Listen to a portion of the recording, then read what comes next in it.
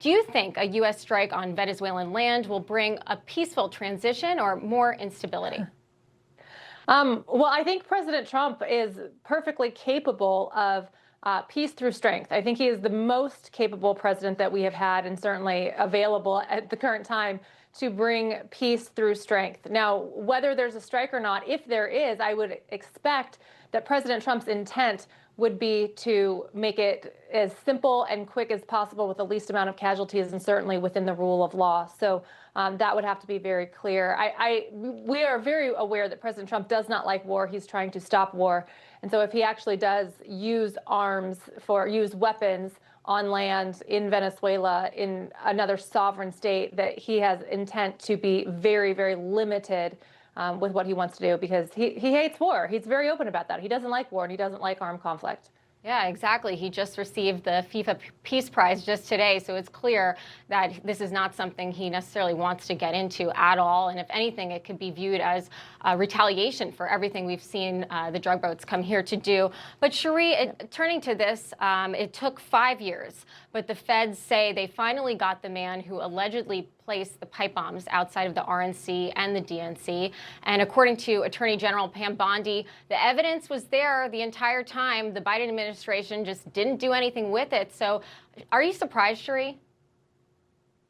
No, I'm not. You know, Dan Bongino in the press conference yesterday said that on his second day being appointed to deputy director, he wanted to find who was responsible for putting this pipe bomb in such proximity between the RNC and the DNC. And so it's no surprise that a fresh set of eyes really unraveled the truth and who the real assailant was. And I'm happy that, you know, the investigators was able to bring this person to the forefront, and now he'll have his day in court. Yeah, exactly. Well, Kash Patel spoke with Newsmax's Greg Kelly, explaining how the search went for the suspect unfolded.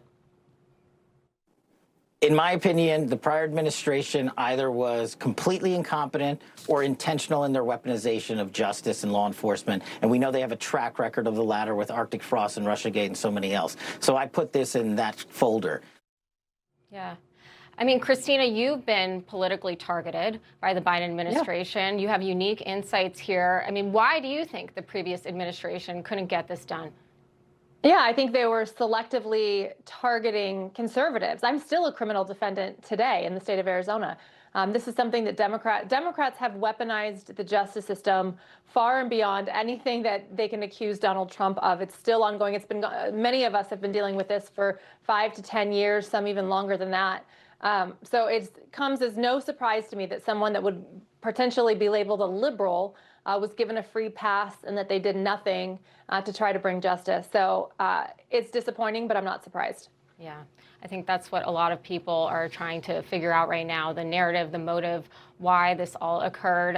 But turning to this here, Scherie, the Supreme Court just gave Texas the green light to use a redrawn congressional map that could net Republicans 5 more seats in the 2026 midterms.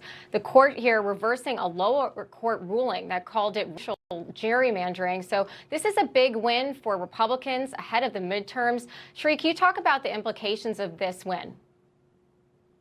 Absolutely. Go Texas. I mean, it has strong implications, Krisha. One being that Jasmine Crockett may lose her seat, right? So that's just a tip of the iceberg. And secondly, you know, the primaries in Texas are one of the earliest across the country. The states hold the elections, they administer elections, and it's a state right to, you know, draw their lines. And I'm glad that the Supreme Court came down with this ruling, because within a couple of weeks from now, we'll have a primary in Texas. Yeah.